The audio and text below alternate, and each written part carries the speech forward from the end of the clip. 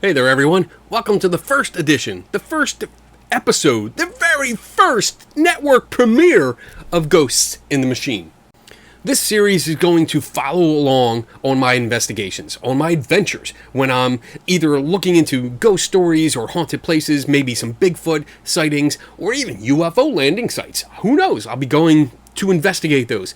But also, I'm going to be taking apart ghost hunting gadgets. I'm going to be deconstructing photographs and videos. I'm going to take you along to paranormal conferences so you can see what goes on at these events. And it's pretty much a video diary, and it's also a complement to many of the articles that I've written already for Skeptical Inquirer, and that's going to be featured a lot. I'm going to look at some of the old articles that I did, some of the investigations that I've already completed. I'm going to revisit them, because video is a medium that allows so much more information to be provided. Not just a snapshot here and there, but I can go more in depth. I can show you the whole process through video, and inserts, and all kinds of things like that. I'm so excited to get started. So, I'm going to shut up. Well, not really, because I'm just going to get right into the first episode. Here we go. I thought maybe, for this first episode, we can start playing with some dolls. Haunted dolls, that is. So there's a lot of dolls out there, a lot of haunted dolls. Okay, we got Robert the doll, who kind of sits in a chair under a glass case and pretty much does nothing. We have Peggy the doll, who pretty much stands there and has been behind a glass case and does nothing. We also have Annabelle. No, not that one. That's better. So, yeah, it's still a haunted doll, an allegedly haunted doll, that sits behind a glass case and does nothing. Just sits there. Big frickin' deal. But then I came across Emmy, the haunted doll. This was actually a doll that did something. It danced. Check it out.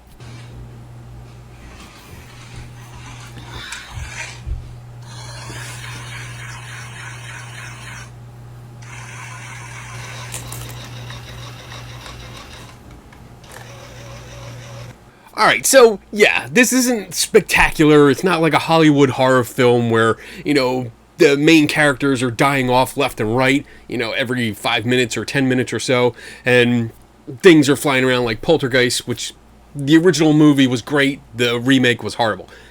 Anyway, but this is a doll that did something. It was a haunted object that did something, and that something was dance around and operate without batteries. So, what is this thing? This toy is called the Pajama Dance Party by Cabbage Patch Kids. So it's basically a doll that you put 3 AA batteries in the back, and there's a switch. There's an on-off switch, which I'll put up like right here. You can see it. And it has various modes. The first option is off, which is the switch is on the bottom. And then you have dance only, then dance with music, and then try me, which was the demo mode. So basically it was in Try Me when it was in the package in the store, and if you went up and pressed the button that's in the hand, it would turn on. Just like this short clip from the YouTube channel Hey That's Mike demonstrates. She dances, and you can have her dance in her little crib, which is what she comes in, this little box, and it looks like she's dancing in the crib. You just squeeze her hand.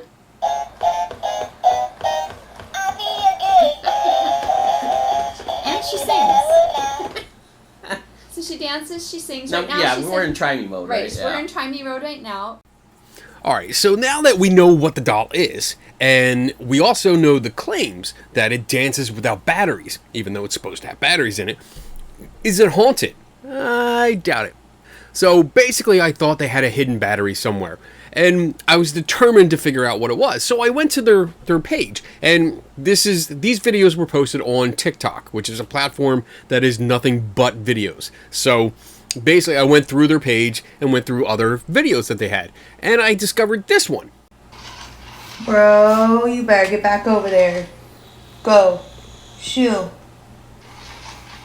Get the heck away from me, bro. So this got me thinking. There's a part of this video where the doll stops dancing. It kind of gets stuck. Like it starts shuffling to one side, and then it starts to go to the other side, but gets stuck. And you hear like this almost straining noise coming from it. Let's listen again. Go. Shoo.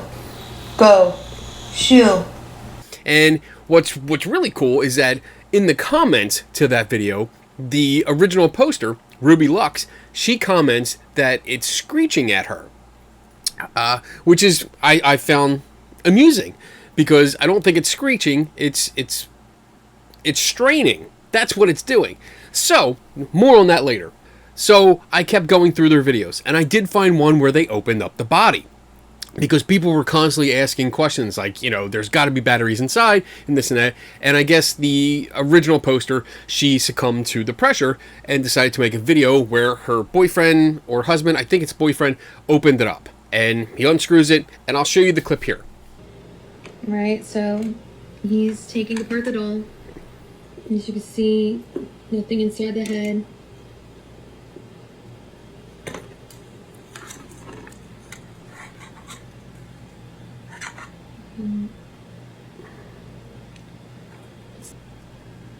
So the one thing I really want to point out to you, and the one thing that really stood out to me, is this yellow wire. And I'm going to put the picture up here so you can see. I'm going to actually move over so you can get the full effect here.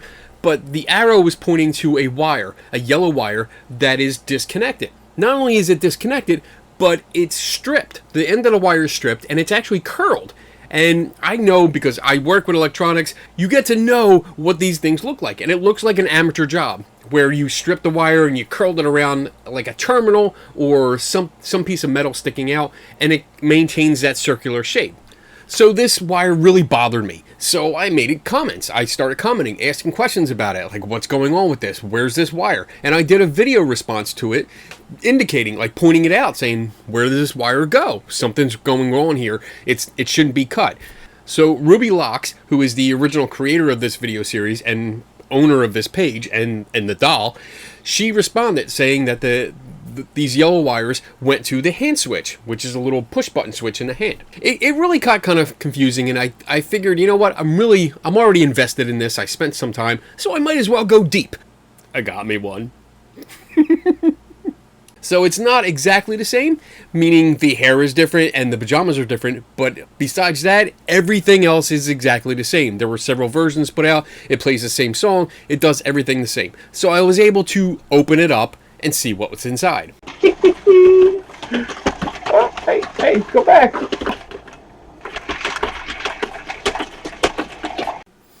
So the first thing I did was I took it apart. I also cannibalized some of my wife's crafting lights. So I needed the battery pack. Don't tell her. And I put the battery pack inside the doll. Not actually inside the doll. And you'll see in the next video that I put this on the side and wired the wires through the back of the body, because there's openings. Now it should pop off. There we go. Bring it over. And oh, there goes the other screw. So basically you can see here, the wires come in from the hole, and one goes over here and one goes right there, just the terminals for the battery compartment, and they're just hot glued in there. I just wrapped the wires around, hot glued them in there, and that's basically it. So when you turn the switch on and then hit the button, it works without any batteries, allegedly, but it does have batteries. Alright, so now I have everything wired up. I have a battery pack in there. It's hidden. It's hidden actually underneath the clothes, because I taped it to the shoulder here, and then I put the clothing back on top of it so you can't see it. It's working great. It's dancing back and forth. But when I started filming to try to recreate an earlier video, do like a side-by-side showing that it can be done, one thing popped out at me. One thing I noticed is that the battery pack would slip down. The tape wasn't holding it good enough, so it would slip down here, and it would interrupt the legs. And when you do that, I realized something. So let me turn it on for you. Listen to this. You hear that noise? When I hold it? So earlier in the first video, Ruby makes a comment saying that it's screaming at her or screeching at her. And it wasn't actually screeching. Like, the Haunted Doll was not screeching. So what was likely happening is that the battery pack that they installed in order to make the doll operate without batteries, was slipping down and restricting the legs. And when it was restricting the legs, it was actually binding up the motor. And that's the screeching noise that you hear. So with everything working correctly and the battery pack taped in place really good so it wouldn't fall down, I did a recreation video.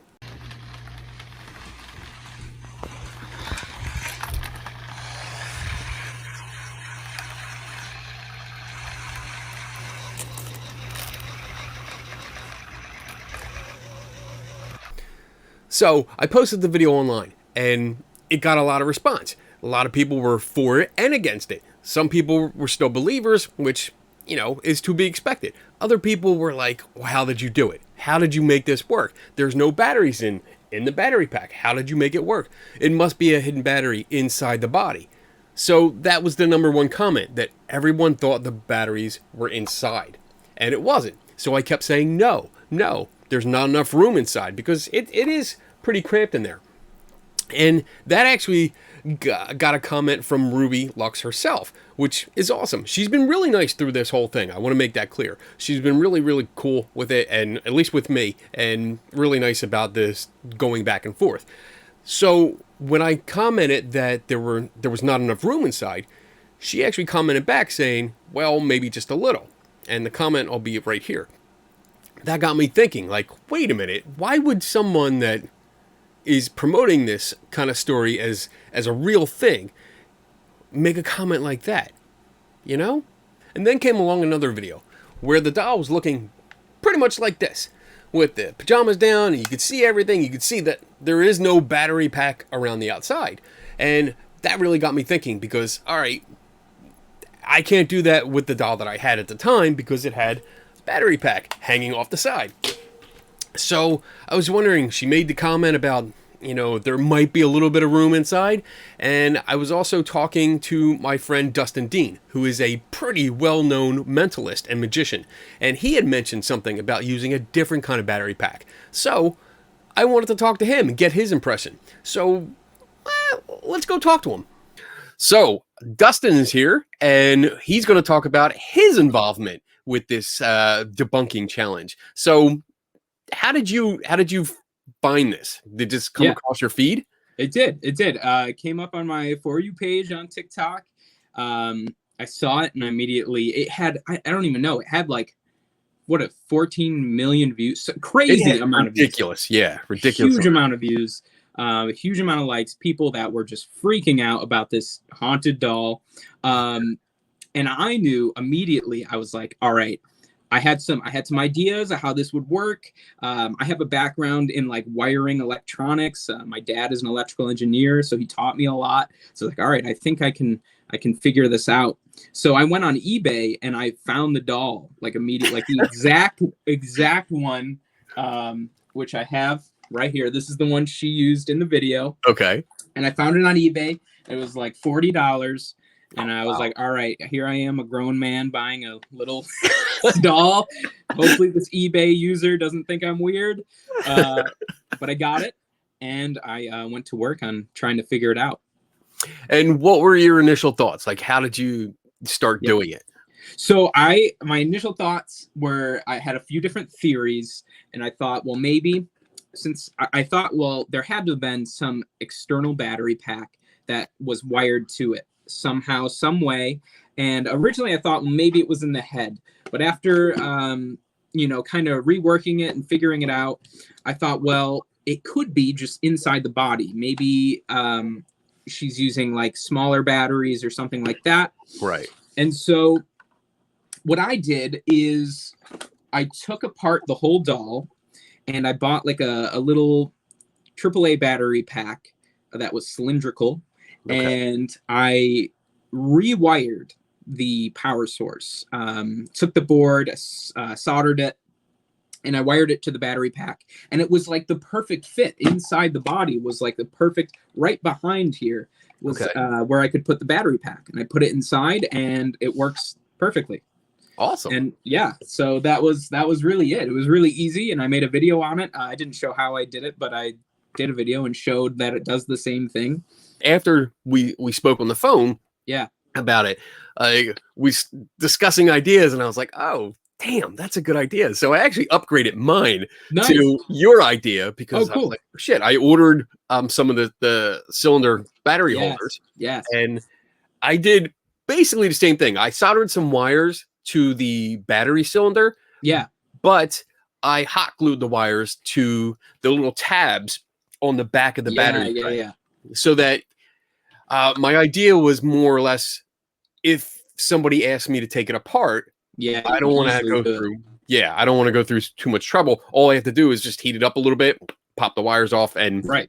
you don't see anything. So Right. I saw she did like a follow-up video, clearly to like try to debunk yours, because yes, she really like, she was like really showing. She was like, look, there's nothing in the legs, like, yep. but you know. And then, well, after incorporating your suggestions, Yeah. I was able to recreate that video as well.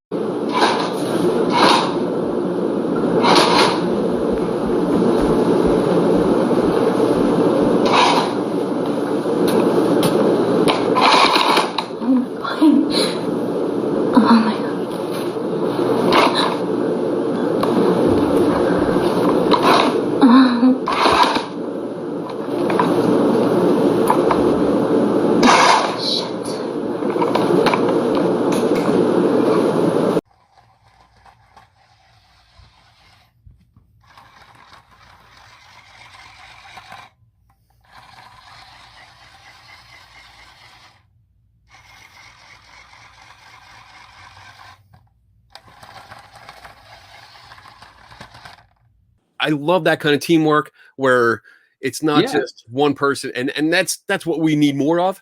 It's not just one of us. Because even like, I had a preconceived notion about how I would do it with wiring, and like, because taking it apart and wiring everything. But then when I saw your way of doing it, like your original way, I was like, that was cool. Like, I remember I said you fooled me with that, because it did. Like, you were like, I didn't use a soldering iron. And I was like, what? Like, and there was a really clever way to just kind of almost, you were able to do it like really easily. Yeah. And I thought that was really cool, like that. So it's cool to share stuff like that. Yeah. I agree, for sure. Yeah. So, all right. So I guess we're good here. I'm glad you came on to give your take, and you added to it, definitely added to it, because now we both, thanks to you, have both have dolls that replicate exactly what is seen in the video. They're not haunted, and it's just it's a decent trick. It is. I give them that. It's a decent trick, but it's a trick nonetheless. Right. All right. So with that, I'm going to move on and end this video. And thank you again. Oh, yeah. You know what? Give a shout out. Where can people find you? Yeah.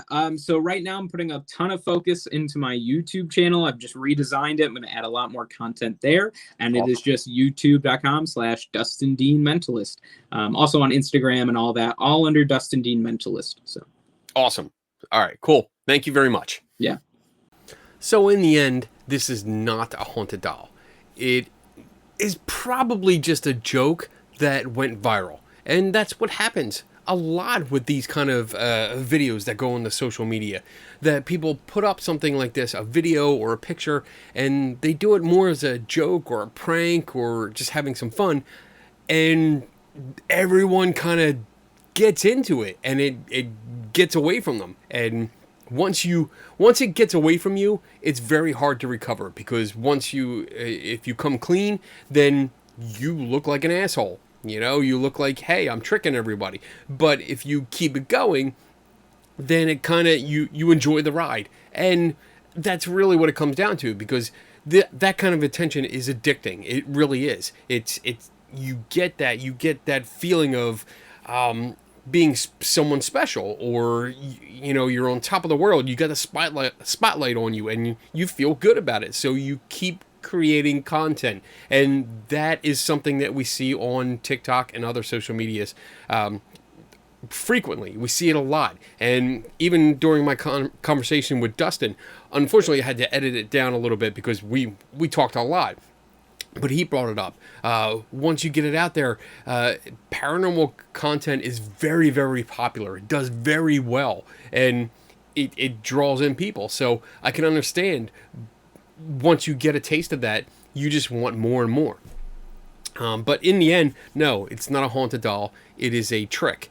That's basically what it is. It's a trick, and we figured out how to do it. I figured out my version of it, and then talking to Dustin, we figured out different ways of doing it. And I mean, by combining our powers, our super skeptic powers, we were able to figure out the best way to recreate it. And I think we did a good job. I think we solved this mystery. So with that, I hope you enjoyed the ride. I hope you enjoyed this first episode of Ghosts in the Machine, and I really don't know where it's going from here. I'm going to conferences. I'm going to give you a behind-the-scenes look at a paranormal conference that I'm going to next week. So I'll take you along with me. Maybe I'll interview some of the people that are there, like ghost hunters and psychics and stuff like that, and try to give you a different perspective. Because most of the people that are watching this, you're probably either skeptics or on the science side, and you probably didn't go to a paranormal conference or never have been to one, and maybe you're curious.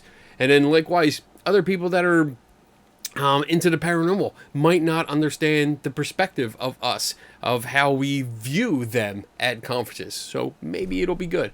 I plan on doing like ghost hunting gadgets and going on ghost hunts and all kinds of things. I really don't know where it's going. I'm gonna have fun with this. So hopefully you enjoyed it, and I'm gonna keep doing it.